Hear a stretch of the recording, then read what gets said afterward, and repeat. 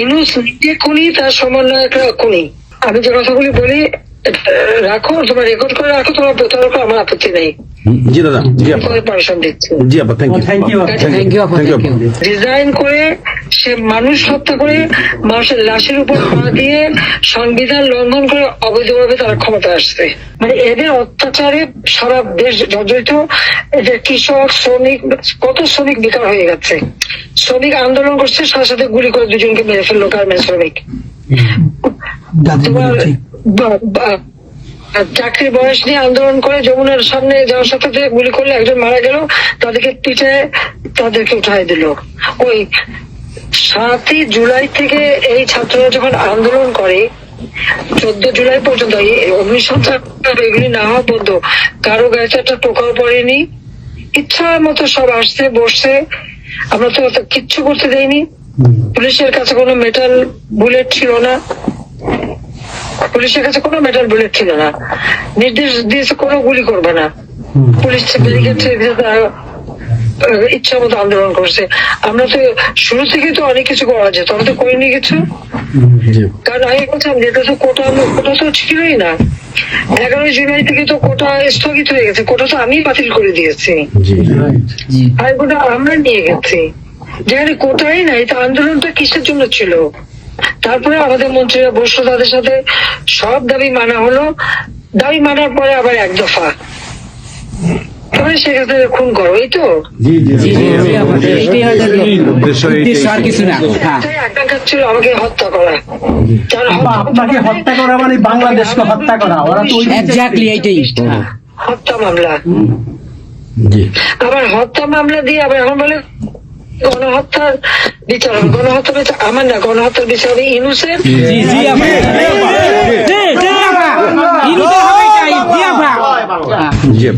এই সমস্ত খুনের দায় দায়িত্ব ইউনূসকেই নিতে হবে, আর তার সমন্বয়করা। সে যে হত্যার সঙ্গে জড়িত প্রমাণ পাওয়াই যায়। সে যত জঙ্গিদেরকে ছেড়ে দিল, হলি আর্টিজানের মতো ঘটনা ঘটলো, তাকে 21 আগস্ট গ্রেনেড হামলায় আসামি তাকে এবং অন্য যত জঙ্গি ছিল সবাইকে সে মুক্তি দিয়ে দিয়েছে। কারণ এই জঙ্গিদের সাথে তার একটা যুক্ত ছিল, তার একটা সংযোগ ছিল। কাজে বাংলাদেশটাকে সে একটা জঙ্গির দেশ হিসেবে পরিণত করতেছে। আজকে সাধারণ মানুষের অবস্থাটা কি দেখো, সাধারণ মানুষ আজকে খেতে পায় না, পড়তে পায় না। মানুষ তো এখন বলে যে আগের সরকারই ভালো ছিল, শেখ হাসিনার সরকারই ভালো ছিল। 97,000 কোটি টাকার বাজেট, কয়লা কেনা, এলএনজি কেনা, ডিজেল পেট্রোল কেনা, খাবার সবকিছু ব্যবস্থা করা, সারের জন্য সার কেনার সব ব্যবস্থা করে আসছে। যে এলএনজি আমার সময় যখন বাজারে 10 টাকা, আমরা সেটা 9.93 দামে কিনলাম। সেই 9 টাকা 9 পয়েন্টের যেটা কিনা সে 14 তোমার 5 একটা, আর 14.65 এই দামে কিনলো। ডাবল দামে সে কিনতে গেল কিসের জন্য? এখন তো বাজারের দাম আরো কমছে। শেয়ার মার্কেটে টাকা উধাও, ব্যাংকে টাকা নাই, ব্যাংকের টাকা উধাও, গেল কোথায়? আমেরিকা। 20 লক্ষ মেট্রিক টন খাদ্য আমি রেখে আসছি।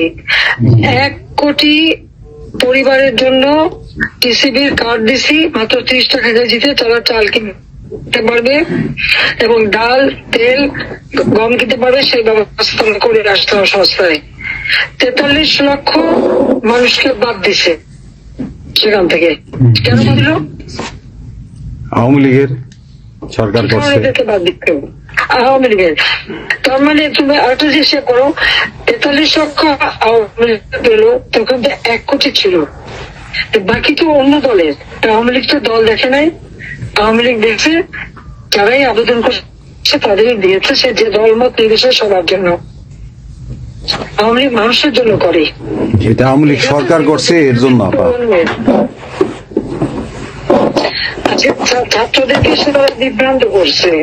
এখন সাধারণ ছাত্রছাত্রীরা যারা এই বিভ্রান্ত এই খুনিদের সাথে যুক্ত ছিল, আমি তাদেরকে বলবো তাদের রিজেন্ট আগেও আবেদন করেছিলাম, বুঝতে পারছেন না যে কি হচ্ছে, আপনাদের বাচ্চাদের আসতে দিয়ে তারা দিচ্ছে বাচ্চাদের আসতে। অনেকে তো আপনাদের হারালো, তখন যদি আমার কথাটা শুনতো তো হারাতে হতো না। আজকে তারা নিশ্চয় উপলব্ধি করতে পারছে, সেটা আমি বলবো যে এখন যারা এই সাধারণ ছাত্রছাত্রী দাবি যাদের সঙ্গে যুক্ত হয়েছিল তাদের প্রতি আমাদের কোনো ক্ষোভ নেই, কিচ্ছু নেই, বরং তারা লেখাপড়া করতে আমরা সেটা চাই। কিন্তু আমার কথাটা হচ্ছে, আমাদের ছাত্রলীগ করাটা কি অপরাধ? আওয়ামী লীগের সন্তান হচ্ছে তার জন্য কি অপরাধ? তাদের পরীক্ষা দিতে দেবে না, ভাইবা দিতে দেবে না, ইউনিভার্সিটিতে যেতে দেবে না, স্কুলে যেতে দেবে না, কলেজে যেতে দেবে না। What is this? আর এই ছেলে পেলেদেরকে কিভাবে বেয়াদব বানিয়েছে? স্কুলের প্রিন্সিপাল, টিচার তাদেরকে তার জুতোর মালা পরায়, গাছের সাথে বাঁধে, তাদেরকে দিয়ে রিজাইন করায়। লাঠি সোটা নিয়ে জীবন, আমি জানি পৃথিবীতে কোনো দেশে এই ঘটনা ঘটছে কিনা, চিফ জাস্টিস তার বাড়ি হামলা, চিফ জাস্টিসের হামলা। যাদের আত্মসম্মান বোধ আছে তারা থাকে না, উনি সাথে সাথে রিজাইন করে দিছে। এবং কতজন মানে জজ তাদেরকে এজলাসে ঢুকতে দেবে না, তাদের রিজাইন করার জন্য চাপ দিছে। রিজাইন করে না থেকে তাদেরকে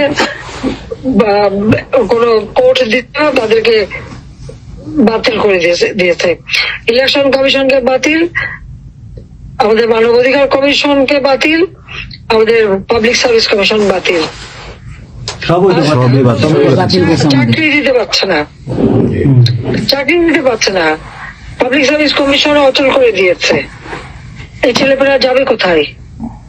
আজকে তারা কাজ করার সুযোগ নেই, একের পর এক ইন্ডাস্ট্রি বন্ধ, আগুন দিয়ে পুড়িয়ে দিয়েছে ইন্ডাস্ট্রি অথবা বন্ধ করে দিচ্ছে। ব্যবসায়ীরা টাকা আনতে পারে না, যারা খাবার আমদানি করতে তাদের বিদেশে যেতে দিচ্ছে, তাদেরকে হ্যারাস করা হচ্ছে। ইনশাআল্লাহ হইবে একদিন, ইনশাআল্লাহ হবে, ইনশাআল্লাহ। আপা 152 জন সমন্বয়কের মধ্যে ওর বিচার আমি করব। একজনকেও কিন্তু গুলি করা হয় নাই বা কেউ গুলিবিদ্ধ হয় নাই, গুলিবিদ্ধ হয়েছে সাধারণ জনতা। তার মানে ওরা মারছে এগুলোকে। ইন্ডেমনিটি দিয়েছিল 15 আগস্ট হত্যাকারীদের। পুলিশ আমি বলছিলাম বিচার করবো, আমি বিচার করি নাই, করছি ইনশাল্লাহ। ইনশাআল্লাহ দেশে বিচার হবে ইনশাআল্লাহ, অবশ্যই। যুদ্ধ অপরাধীদের বিচার জাতির বিচার শুরু করেছিলেন, জিয়াউর রহমান এসে সে বিচার বন্ধ করে দেয়। এই যুদ্ধ অপরাধীদের উপদেষ্টা বানায়, মন্ত্রী বানায়, প্রধানমন্ত্রী বানায়। খালেদা জিয়া তাদেরকে মন্ত্রী বানায়, জি জি এরশাদ তাদেরকে এমপি বানায়, আবার বানায় কি বলে রাজনীতি করার সুযোগ দেয়, রাষ্ট্রদূত করছে, রাষ্ট্রপতি পদপ্রার্থী করে। খালেদা জিয়া ভোট চুরি করে এই খুনিদেরকে পার্লামেন্টে বসায় রচিত্রে। আমি বলছি আমি বিচার করবো, আমি বিচার করতে পারছি, আল্লাহ আমাকে সেই সুযোগ। এই ছাত্র হত্যার জন্য, জনগণ হত্যার জন্য, পুলিশ হত্যার জন্য আওয়ামী লীগের নেতাকর্মী এবং মাইনরিটি, হিন্দু, বৌদ্ধ, খ্রিস্টান কেউ বাদ যায় নাই। আক্রমণ করছে, হিন্দুদের বাড়ি ঘর মন্দির ভাঙছে, বুদ্ধিস্টদের প্যাগোডা ভাঙছে, সেখানেও তাদের ছেলেদের হত্যা করছে সেই খাগড়াছড়ি এবং রাঙামাটিতে। প্রত্যেকের উপরে এরা হামলা করছে, করে করে তাদেরকে মারছে। মাইনরিটিদের উপরে যে অত্যাচার, আবার দাবি উঠায় কি ইসকন নিষিদ্ধ করতে হবে, আর সংবিধান থেকে সেকুলার শব্দ বাদ দিতে হবে। কেন বাদ দিতে হবে? এই সংবিধান জাতির পিতা দিয়ে গেছেন, এটা লাখো শহীদের রক্তের বিনিময়ে পাওয়া। এদের কলমে কচো জিয়াও এটাকে নিয়ে খেলছে, এসবও করছে, খালেদা জিয়াও করছে, কিন্তু আবার আমরা সেই সংবিধান ফিরিয়ে এনেছি, মানুষের অধিকার আমরা নিশ্চিত করেছি। এবং এই সংবিধানেরই 7ম অনুচ্ছেদের গ, অবৈধভাবে অনির্বাচিত কোন কেউ যদি ক্ষমতা চায় তাহলে তার বিচার হবে। এবং ইউনূস, তার কোন সাংবিধানিক ভিত্তি নাই, সে অসাংবিধানিক ভাবে অবৈধভাবে ক্ষমতা দখল করছে। ইনশাল্লাহ তার বিচার ওই সংবিধান মোতাবেকই হবে, এবং তার ওই চালা চামুন্ডা যে করার সাথে আছে আর উপদেষ্টা এবং সমন্বয়কারী সবকটার বিচার বাংলা মাটিতে হবে। ঘুষখোরের কোনো জায়গা নাই বাংলাদেশে। আপা জি আপা, আজকে সারা দেশের মানুষ হাহাকার, জি জি কারোর জীবনের নিরাপত্তা নাই। যে কোনো ঘরে ঢুকতেছে অমনি তাদেরকে খুন করে, লুটপাট করে। ডাকাতি হইতেছে, চুরি হইতেছে। এই ছাত্র নন্দিনীরা এমপি হোস্টেলে যে সব তালা ভাঙছে, সব লুট করছে, মন্ত্রীদের বাড়িতে তালা ভাঙছে, লুট করছে। আমাদের প্রত্যেকের গণভবন থেকে শুরু করে সবই তো লুট করছে, এবং ইউনুস নিজেই তো গণভবনে গেছিল লুট করতে। ছবি দেখো না?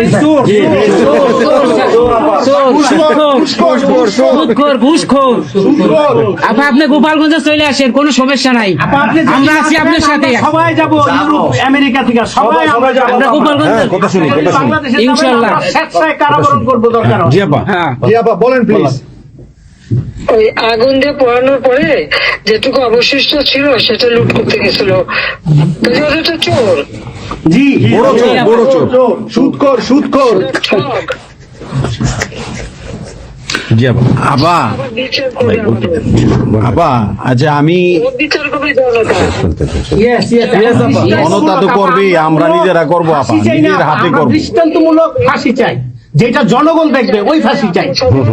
যার যার বাড়ি ঘর পড়াইছে করছে, আপা, দেশের থেকে সব গরিব মানুষ এখন গ্রামে যাচ্ছে, খাবার পাচ্ছে না, কিচ্ছু পাচ্ছে না, খুব কষ্টে আছে সাধারণ পাবলিক, খুবই খারাপ আপা। সারা বাংলাদেশ, আমরা দোয়া করি আপনি তাড়াতাড়ি আসেন। বৃহত্তর নোয়াখালীর অবস্থা অনেক খারাপ আপা। সারা বাংলাদেশের অবস্থা খারাপ। বানায় রাখছে ওরা আপা, সারা বাংলাদেশটাকে একটা বদ্ধ ভূমি বানায় রাখছে, যেখানে সেখানে হত্যা, মানে এমন কোন লোক নাই যারা এখন শান্তিতে আছে। সবাই কেউ একটা নিরাপদে কথাই নাই, বলে কেউ নিরাপদে যে নাই। আগেই ভালো ছিল, আগে সরকারি ভালো আগের ছিল। সরকার- আমরা ভুল করেছি আপা, এই কথা সবাই বলে। সবাই অনুতপ্ত আপা। আপনি বলেন এখন। জি আপা, প্লিজ, প্লিজ বলেন আপা। প্লিজ। প্রত্যেকটা জায়গায় তো এইভাবে। এবং এখন আবার সে ওই একটা পদক্ষেপ নিচ্ছে, এদিকে প্রায় 80 জন প্লাস আরো 35 জন, সেই সাথে 300 লোক, তারা জেলা, উপজেলা, ইউনিয়নে সার্ভে করতে পাঠাচ্ছে। সবাইকে বলে দাও ওই সার্ভে করতে কারা যায়, কাদের নাম লিখছে, Yes, of course, আমরা করবো আপা। Definitely you could get it. Yeah. আমরা চাই আপা আপনি সুস্থ থাকেন, আপনি সুস্থ থাকলে বাংলাদেশ সুস্থ থাকবে, বাংলাদেশ ভালো থাকবে। আপনাকে আবার আমরা ফিরিয়ে এনে বাংলাদেশকে আবার এগিয়ে নিয়ে যাওয়ার জন্য জয়ের মালা পরাবো আবার। আবার জয় পরাবো। জয় বাংলা, জয় বঙ্গবন্ধু। জি আপা, প্লিজ। আমরা তোমাদের যে দেশে আছো সেই দেশে স্যার, ডেনমার্ক আমেরিকা সবাই এখানে আছে আপা, ডেনমার্ক আমেরিকা সবাই আছেন। আপা আপনি এখন আমাদের কিছু নির্দেশনা দেন, নির্দেশনা। আমরা প্রবাসে থেকে কি করতে পারি, হ্যাঁ, হ্যাঁ। এবং বাংলাদেশে আমাদের যে ফ্যামিলি আছে, আত্মীয় স্বজন আছে, আমাদের যে বিভিন্ন দলের নেতৃবৃন্দরা আছে, আমরা কিন্তু অর্থনৈতিক থেকে বিভিন্ন ভাবে সহযোগিতা করতেছি, যারে যেভাবে পারি আমরা আপা। প্রবাসীরা করতেছে আপা। বাকিটা আপা আপনি নির্দেশনা দেন, আপনার নির্দেশনা মতো আমরা কাজ করবো বাংলাদেশে এবং প্রবাসে। তোমাদের যেটা করতে হবে, একটা হচ্ছে তোমরা যে দেশে আছো সেই দেশের আইন কানুন মেনে জি। ওখানকার যারা নির্বাচিত প্রতিনিধি বা সরকার বা যে বিভিন্ন মানবাধিকার সংস্থা, তারপরে 165 জন সাংবাদিকের জি চাকরি নাই, জি তাদের অ্যাক্রেডিটেশন কার্ড বাতিল করে দিছে। 106 জন সাংবাদিকের বিরুদ্ধে হত্যা মামলা দিছে, এবং আমাদের কতজনকে গ্রেপ্তার করে জেলে ঢুকাইছে, মানবিত জীবন যাপন করছে। জি। সাংস্কৃতিক কাজ করতে পারে না, ব্যান্ড শোনা, ব্যান্ড কোন অনুষ্ঠান করতে পারে না, পাকিস্তান থেকে ব্যান্ড শো এনে করায়, অথচ আমার দেশে ব্যান্ড শো যারা তারা এখন কাজ পায় না। এরা আবার এদের সাথেই ছিল, তারাও লাল রং লাগাইছিল, এখন আর তাদের পাত্তা নাই, তারাও কাজ পায় না। তো সংস্কৃতি কর্মকাণ্ড বন্ধ, সমস্ত সামাজিক নিরাপত্তার যত গরিব মানুষ আমরা বয়স্ক ভাতা, বিধবা ভাতা, মুক্তিযোদ্ধা ভাতা যা যা দিয়েছিলাম সেগুলি সব বন্ধ করে দিয়ে সেটা মেরে খেয়ে গেছে। এমনকি মানে সারা দেশটাকে একটা লুটের রাজত্ব, খুনের রাজত্ব সৃষ্টি করছে। এই বিষয়টাই যে মানবাধিকার লঙ্ঘন, সাংবাদিকদের উপরে নির্যাতন, সাংবাদিকদের অত্যাচার করা, মহিলা সাংবাদিকদের যেভাবে অপমান করছে, এই বিষয়গুলি জনমত তোমাদের তৈরি করতে হবে আন্তর্জাতিক পর্যায়ে। ইউনুসের যে বিভৎস চেহারাটা, ওইটাই আজকে মানুষের কাছে স্পষ্ট হয়ে গেছে। একটা রাষ্ট্র চালাতে সে টোটালি ব্যর্থ। জি এই জিনিসগুলি কি আপা আপা আমি একটা বলি, ইউনূস সাহেব রাখছে 4টা টোকাই রাখছে সাথে, 4টা টোকাই রাখছে। আর আপনি চিন্তা করেন না বাংলাদেশে গৃহযুদ্ধ হবে তখন আপনাকে ডাকবে। এটা তোমাদের একটু করতে হবে। ইউতে ইউরোপিয়ান ইউনিয়নে যেখানে তোমার ওখানকার পার্লামেন্টে যেখানে আসো সব জায়গায় এই জনমত তৈরি করতে হবে। Yes, আমরা করবো। জি সন্ত্রাসের রাষ্ট্রে পরিণত করছে এবং মানুষ খুন করছে, আজকে খুন করছে। আজকে তুমি জানো মতলবে আমাদের মোহাম্মদ হোসেন মায়ের বাড়িতে আগুন দিচ্ছে। খুন এইগুলি সে করে বেড়াচ্ছে এবং সমস্ত এই ইচ্ছা মতো। কাজে তোমরা এই বিষয়গুলি তোলো, আর আত্মীয় স্বজন বন্ধু বান্ধব পরিচিত যারা আছে খুবই কষ্ট আছে, তাদেরকে সাহায্য করো। মামলা দিয়ে দিয়ে আমাদের নেতা কর্মীদের চরম হয়রানি করে যাচ্ছে।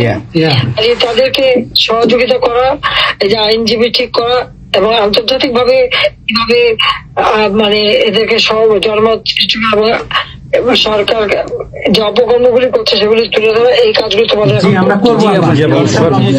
আবা একটা জিনিস একটু সন্দেহ লাগতেছে আপা, তাদের সাথে তোমরা থাকবা, কাজ করবা, আর দেশের ভিতরেও মানুষকে যে এই সরকারকে না তাহলে দেশের মানুষের মুক্তি দেয়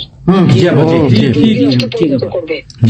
হ্যাঁ আপা আমি একটু একটা কথা বলতে চাই। একটা জিনিস একটু সন্দেহ লাগতেছে যে পাকিস্তান থেকে যে শিপের মধ্যে কতগুলি কন্টেইনার আসলো, এইটা কেন এবং এত দ্রুত ওরা কিভাবে পাকিস্তানের সঙ্গে ব্যবসায়িক সম্পর্কটা গড়লো? কারণ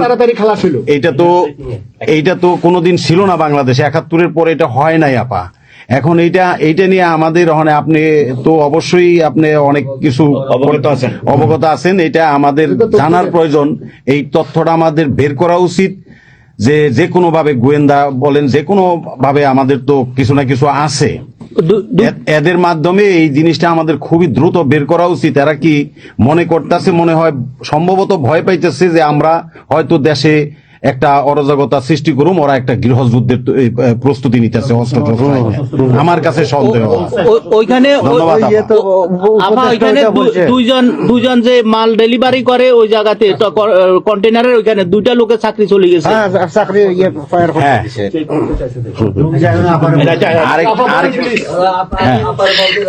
দেখতে চাইছে, স্ক্যান করতে চাইছে, দেয় নাই।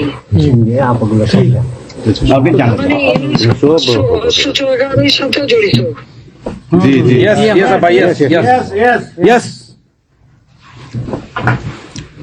আপা এই দেশটাকে তো ওরা আবার সেই পাকিস্তানের পর্যায়ে নিয়ে গেছে, আমাদের এই দেশটাকে আবার উদ্ধার করতে হবে ইনশাল্লাহ। এই জন্য আমাদের যা করতে হবে প্রবাসী এবং দেশে, আপা আমরা যারা বাহিরে আছি আপা, আমরা প্রয়োজনে দেশে গিয়ে আবার মুক্তিযুদ্ধে, ওই মুক্তিযুদ্ধ আমরা দেখি নাই 71-এ, আমরা নতুন মুক্তিযুদ্ধে আমরা অংশ নিব আপা ইনশাআল্লাহ। এই দেশকে আমাদের উদ্ধার করতেই হবে, এই দেশকে উদ্ধার করতেই হবে আপা আমাদের।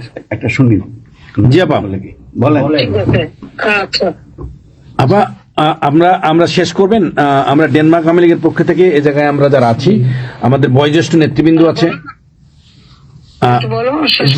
হ্যাঁ, ডেনমার্ক আওয়ামী লীগের বয়োজ্যেষ্ঠ নেতৃবৃন্দ আমরা এখানে উপস্থিত আছি। আমরা আজকে প্রতিবাদ সভা ডেনমার্ক আওয়ামী লীগের এই ইউনূস সরকারের যে এই যে অগণতান্ত্রিক কাজ, এই সন্ত্রাস ইউনূসের যে অগণতান্ত্রিক কাজ, তার বিরুদ্ধে আমরা মাফিয়ার বিরুদ্ধে আজকে প্রতিবাদ সভা হচ্ছে। সেই জায়গাতে আমাদের ডেনমার্ক আওয়ামী লীগের উপস্থিত আছে বাবু সুভাষ ঘোষ, আমাদের আপনি জেনে থাকবেন সবারই নামই, লিঙ্কন ভাই, লিঙ্কন মোল্লা, খোকন মজুমদার, আমাদের নঈম বাবু, আমাদের স্বামী দাস, আমাদের অবশ্যই মোহাম্মদ শহীদ, আমাদের মাহবুর রহমান, এখানে লিমন, তারপরে আমাদের সাব্বির, তারপরে উপস্থিত আছেন আমাদের শামীম খালাসি, বোরানুদ্দিন, আমাদের মাসুদ চৌধুরী, স্বামী দাস, হিল্লোল বড়ুয়া, লিমন, অনেক নেতাকর্মী দাদা আপা, অনেক নেতাকর্মী উপস্থিত আছে। আমরা আপনার জন্য আজকে দোয়া করব, দুহাত তুলে আপনার দীর্ঘায়িত কামনা করছি। আগামীতে আপনাকে সুস্থ থাকতে হবে, আপনার মাধ্যমেই বাংলাদেশকে আমরা ঘুরে দাঁড়াবে। যেমনি ভাবে আমরা 1981 সালে আপনি সেই বাংলাদেশের হাল ধরেছিলেন, বাংলাদেশের মানুষের গণতন্ত্র, বাংলাদেশের মানুষের মুখে হাসি ফুটায় নিয়ে আসছিলেন, আপনার মাধ্যমে আমরা ইনশাল্লাহ ওই দিনে আগামীতে ফিরে আনবো।